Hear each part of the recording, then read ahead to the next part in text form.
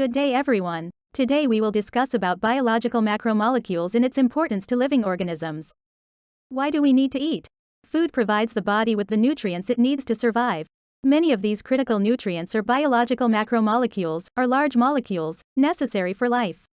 These macromolecules composed of polymers that are bigger molecules built from different combinations of smaller organic molecules called monomers. There are 4 biological macromolecules. These are carbohydrates, nucleic acids, lipids, and proteins. These are substances that are fundamental to living things. These large molecules or macromolecules are involved in all life processes, and their structures define their roles. Carbohydrates, or carbs, or sugar molecules. Carbohydrates also called as saccharides. These molecules consist of only carbon, hydrogen, and oxygen atoms. Body breaks down carbohydrates into glucose. Glucose, or blood sugar, is the main source of energy for your body's cells, tissues, and organs. Carbohydrates, or carbs, or sugar molecules. Carbohydrates also called as saccharides. These molecules consist of only carbon, hydrogen, and oxygen atoms. Body breaks down carbohydrates into glucose. Glucose, or blood sugar, is the main source of energy for your body's cells, tissues, and organs. The simplest carbohydrates are called monosaccharides. Blood sugar, or glucose, is the main sugar found in your blood. It comes from the food you eat and body's main source of energy. Blood carries glucose to all the body's cells to use for energy. Diabetes is a disease in which blood sugar levels are too high. Disaccharides are carbohydrates that consist of 2 simple sugars, monosaccharides, units held together by a glycosidic bond.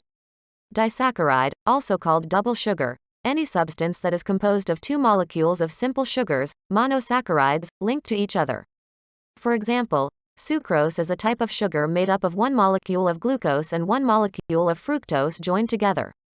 Another type of carbohydrates are called polysaccharides or complex carbohydrate polymers consisting of more than 2 monosaccharides linked together covalently by glycosidic linkages in a condensation reaction. Examples of polysaccharides are glycogen, and its main function is to maintain a physiological blood glucose concentration, but only liver glycogen directly contributes to release of glucose into the blood. Another is starch. The body digests starch to make glucose, which is a vital energy source for every cell. For plants, starch is the main way plant cells store energy in the form of glucose. Lastly, cellulose is a main substance in the walls of plant cells, helping plants to remain stiff and upright. Humans cannot digest cellulose, but it is important in the diet as fiber. Fiber assists your digestive system, keeping food moving through the gut and pushing waste out of the body. Another macromolecule is protein. It is one of the most abundant organic molecules in living systems and have the most diverse range of functions of all macromolecules. Proteins may be structural, regulatory, contractile, or protective. They may serve in transport, storage, or membranes, or they may be toxins or enzymes. Each cell in a living system may contain thousands of different proteins, each with a unique function. For example, collagen plays an important role in the skin. With age, the body produces less collagen. The structural integrity of the skin declines. Wrinkles form, and joint cartilage weakens. Another example of protein is keratin, as a tough fibrous protein that strengthens skin, hair and nails with its tight strands and intertwined structures. Amino acids are molecules that combine to form proteins. Amino acids and proteins are the building blocks of life. When proteins are digested or broken down, amino acids are left. The human body uses amino acids to make proteins to help the body break down food. Another example of protein that plays an important role in transferring oxygen in your blood from the lungs to the tissues is called hemoglobin. If there is insufficient amount of hemoglobin, people will suffer from sickle cell disease that have abnormal hemoglobin, called hemoglobin S or sickle hemoglobin, in their red blood cells.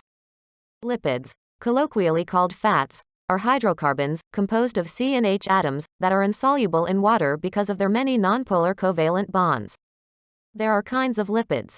These are fats, phospholipids, steroids, and waxes. Lipids are diverse in structure and function, but all have in common that they are hydrophobic. We have types of fats. One is saturated fatty acids that have hydrocarbon chains connected by single bonds only, while unsaturated fatty acids that have 1 or more double bonds.